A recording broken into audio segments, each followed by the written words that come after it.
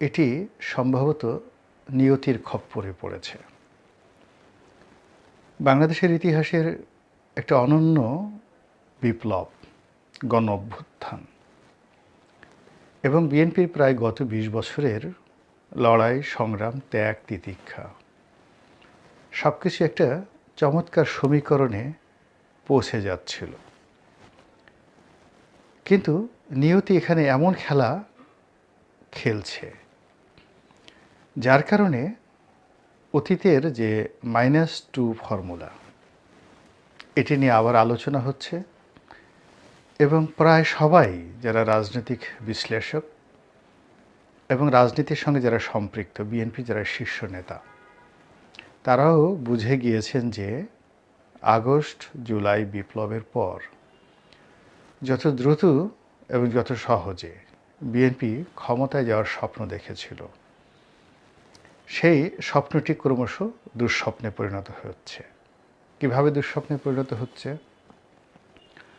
এমনিতেই বিএনপির বিরুদ্ধে হাজার হাজার মামলা, বিএনপির লাখ লাখ নেতাকর্মী এই মামলার জালে আবদ্ধ।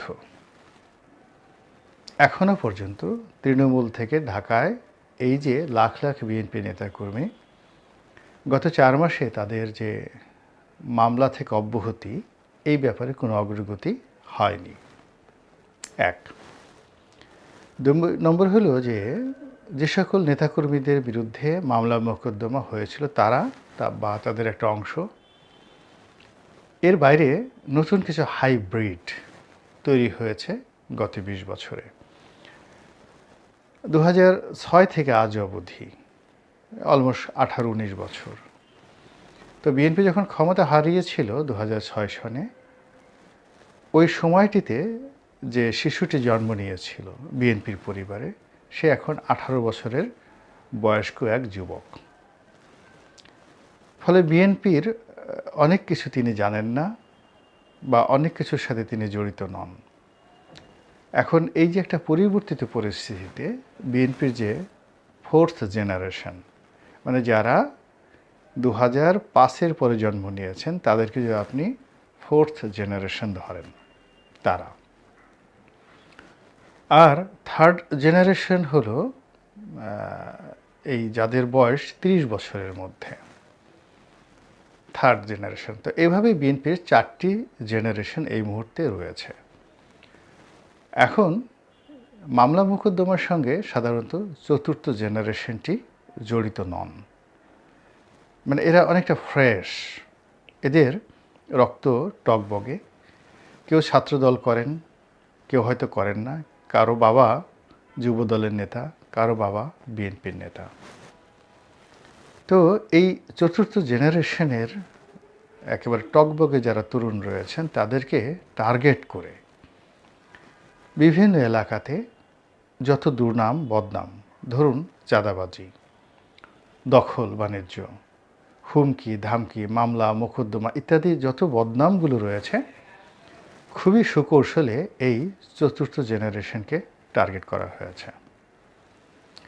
ফলে চলমান যে বিএনপির মামলাগুলো রয়েছে, সেই মামলার সঙ্গে যদি কোনো কারণে গণেশ উল্টে যায়, অর্থাৎ একটি 2-11 বা আরেকটি 1-11, এটি যদি শুরু হয়ে যায়, তাহলে সবার আগে বিএনপি নেতাকর্মীদেরকে টার্গেট করা হবে এবং 3টে জেনারেশন তো আলটিমেটলি মামলা মোকদ্দমায় শেষ, 4র্থ জেনারেশনটিকেও শেষ করে দেওয়া হবে।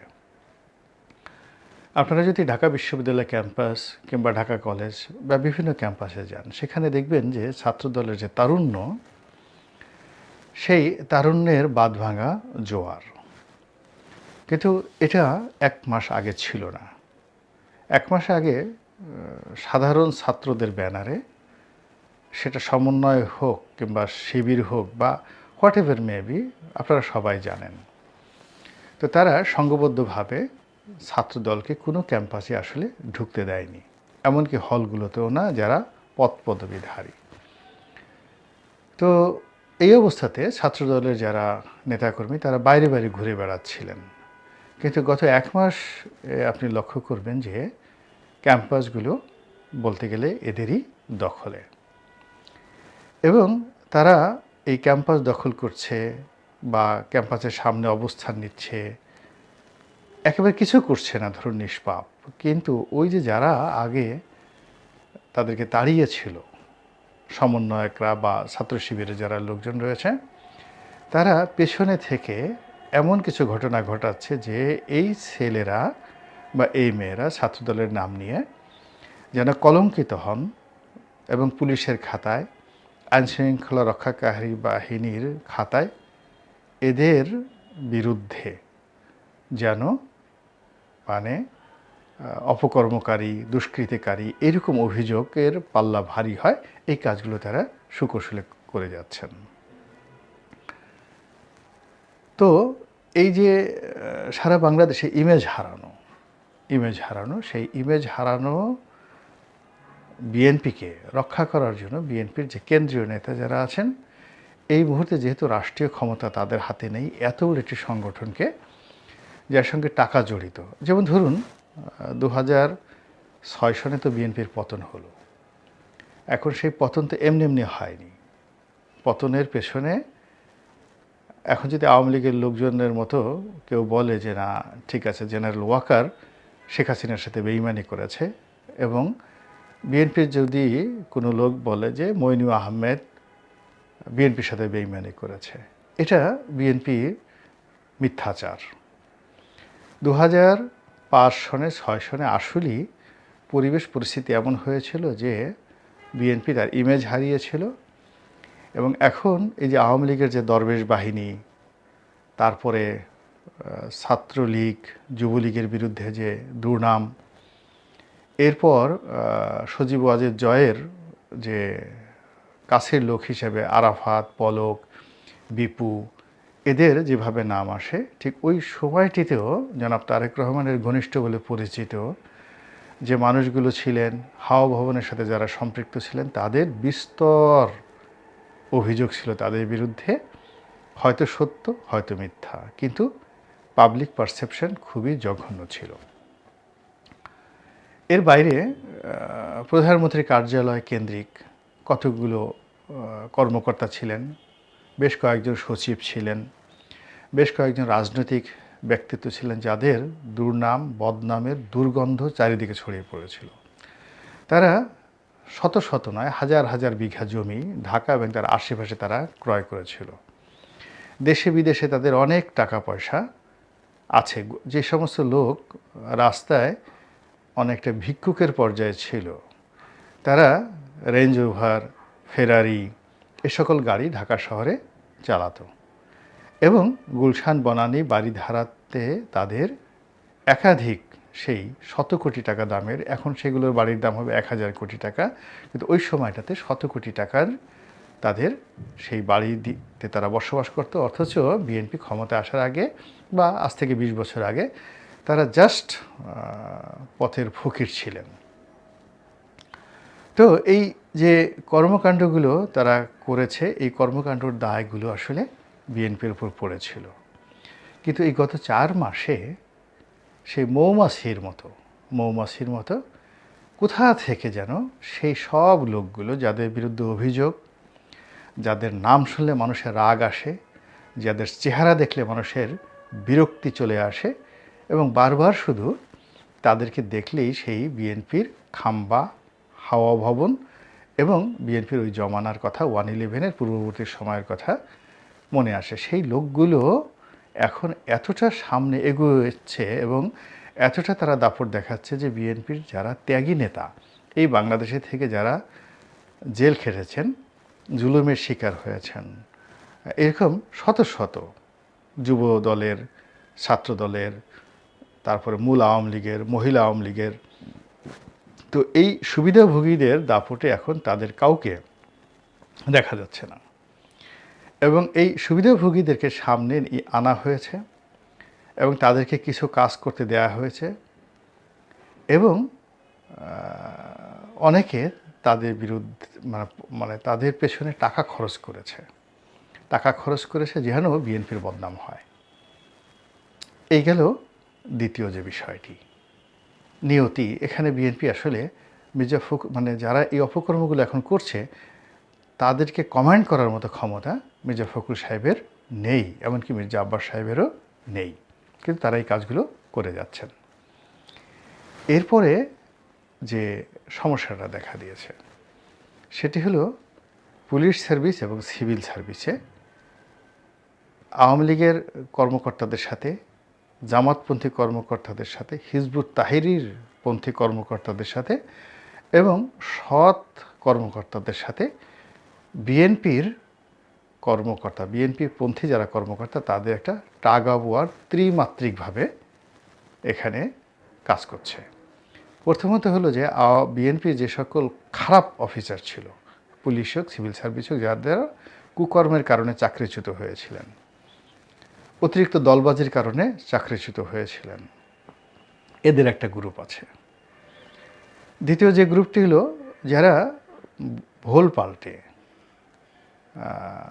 জয় বাংলা বলেছে, আওয়ামী লীগের সঙ্গে মিশে থেকেছে কিন্তু ছাত্রদল করত, এরা হঠাৎ করে এখন মাথাচাড়া দিয়ে উঠেছে। 3 নম্বর হলো যে মনে মনে ছাত্রদলের সঙ্গে সম্পৃক্ত ছিল, বিএনপি পরিবারের সদস্য, কিন্তু অনেস্ট অফিসার, মনে মনে একেবারে তারা সবসময় সৎ চিন্তা ভাবনা করেন। তো এই বিএনপির 3 শ্রেণীর কর্মকর্তা, তো 3 শ্রেণীর কর্মকর্তা নিজেরা মারামারি করছেন, কে আগে যাবে, কে কোন পদ পাবে, এটা নিয়ে একটা গ্রুপ। আর এই 3টি গ্রুপ সম্মিলিতভাবে পারছেন না, আলাদা আলাদাভাবে আওয়ামী লীগের সাথে, জামাতপন্থীদের সাথে, অন্যান্য মতাবলম্বীদের সাথে ফাইট করতে গিয়ে প্রশাসনের সর্বস্তরে রীতিমতো একটা অস্থিরতা তৈরি করে ফেলেছেন এবং এটি বড় দল হিসেবে বিএনপিকে সবচেয়ে বেশি বিপদে ফেলেছে। এরপর জনাব তারেক রহমান তো সে অনেক দিন ধরে দেশের বাইরে, 16-17 বছর তো হবেই। দেশের বাইরে থাকলে আসলে দেশ সম্পর্কে জানা যায় না। তিনি এই বাংলাদেশে বসে যেভাবে, ধরুন আমার সঙ্গে যদি তার কথা হতো, আসিফ নজরুলের সাথে তার 1-to-1 কথা হতো, এক টেবিলে বসে খাওয়া দাওয়া করতেন, আর আমার সঙ্গে তিনি টেলিফোনে কথা বলেন, স্কাইপে কথা বলেন, এই দুটোর মধ্যে আকাশ পাতাল পার্থক্য, তার পক্ষে এটা বোঝা সম্ভব নয়।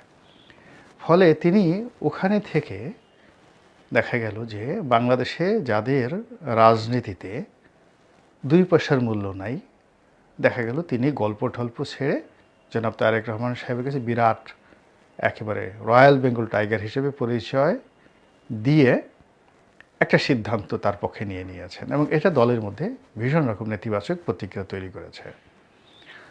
আবার দেখা গেল যে অনেক লোক জনাব তারেক রহমান সাহেবের সাথে যোগাযোগ করেন না, তাকে সম্মান দেখিয়ে, মর্যাদা দেখে যে হি যে লিডার, গ্র্যান্ড লিডার, কেন, তার অনেক কাজ আছে।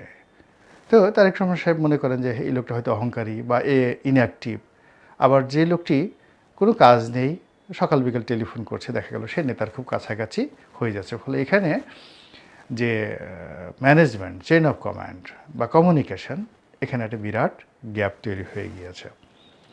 এই গ্যাপ তৈরি হওয়ার কারণে কি হলো, তার দীর্ঘদিনের যারা বিশ্বস্ত প্লাস দলের যারা বিশ্বস্ত, তার সঙ্গে সঙ্গে নতুন হাইব্রিড কিছু লোক তৈরি হয়েছে পরিস্থিতির প্রেক্ষাপটে, যেটি দলে বিরাট বোঝা হিসেবে দেখা দিয়েছে। এরপর নতুন দল করার জন্য, কিংস পার্টি করার জন্য অতীতের মতো দেশি এবং বিদেশি বিভিন্ন গোয়েন্দা সংস্থা শত শত কোটি টাকা রাস্তার টোকাই প্রকৃতির যারা লোকজন রয়েছে, রাজনীতির টোকাই বলা হয় এদেরকে, এসব টোকাইদের পেছনে খরচ করছে। এসব টোকাইরা এই এজেন্সি টাকা নিয়ে গাড়ি কিনেছে, ভালো জামা কাপড় কিনেছে এবং এদেরকে আপনি এখন অনেক বড় বড় মঞ্চে দেখতে পাবেন। এই লোকগুলো গত 4 মাসে বিএনপি এবং জামাত এই দুটো দলকেই প্রতারিত করেছে, মুনাফিকি করেছে। এই দুটো দলের যে রাজনৈতিক স্ট্রেংথ ছিল, সেই স্ট্রেংথটা নষ্ট করে দিয়েছে। ফলে আজ বিএনপি যেভাবে বিপদে পড়েছে, জামাতও কিন্তু বিপদে পড়েছে। আর এ সকল টোকাই প্রকৃতির লোকগুলো, যাদের 10 জন লোকও নেই, একটা মেম্বার ইলেকশনও করতে পারবে না, কিন্তু তাদেরকে গোয়েন্দা সংস্থা সাজিয়ে গুছিয়ে সেই এরশাদ জামানার মতো করেই এমনভাবে তাদের হাতে ক্ষমতার ছড়ি ঘুরিয়ে দেওয়া হয়েছে বা ক্ষমতার ছড়ি তাদের হাতে ধরিয়ে দেওয়া হয়েছে, যেগুলো দেখে বিএনপি বা জামাতের লোক মনে করছেন যে এদের আমেরিকার সঙ্গে ভালো লবি আছে, ভারতের সঙ্গে ভালো লবি আছে, ক্যান্টনমেন্টের সঙ্গে ভালো লবি আছে, এরকম একটা ইমেজ তারা তৈরি করছে। এদের সাথে ডক্টর ইউনূসের ভালো সম্পর্ক আছে। তো এই লোকগুলোর সঙ্গে বিএনপিও সময় দিয়েছে, জামাতও সময় দিয়েছে, তাদের উভয়কে নিয়ে টানাটানি করেছে, টানাটানি করে নিজেরা কি করেছে, বিএনপি এবং জামাতের মধ্যে এই টোকাই প্রকৃতির অন্ততপক্ষে এক ডজন রাজনৈতিক দল এবং কয়েক ডজন এই রাজনৈতিক টোকাই, তাদের কারণে বিএনপি এবং জামাতের মধ্যে এখন দাকুমড়া সম্পর্ক তৈরি হয়ে গেছে। আওয়ামী লীগ যেহেতু নাই মাঠে, পলাতক, আসার কোনো সম্ভাবনা নাই। জামাত যেভাবে জাগ্রত হয়েছিল, বিএনপির জন্য যে সম্ভাবনাটা তৈরি হয়েছিল, এই সার্বিক পরিস্থিতির কারণে পুরো সম্ভাবনাটা শূন্যে রূপান্তরিত হয়ে গেছে। আর যখন এরকম শূন্যতা তৈরি হয়, সেই শূন্যতা প্রকৃতি কখনোই সহ্য করে না এবং সেই শূন্য জায়গাতেই এসে দেখা গেল চক্রান্তকারীরা জায়গা করে নেয়, সামরিক বাহিনী এখানে হস্তক্ষেপ করার সুযোগ পায়, আমলাতন্ত্র শক্তিশালী হয়, আর তখন ১-১১ বলেন, ২-১১ বলেন বা ৩-১১ বলেন, ওইরকম একটা পরিস্থিতি তৈরি হয়ে যায়, যেটির অশনির সংকেত এখন আমরা আকাশে বাতাসে শুনতে পাচ্ছি।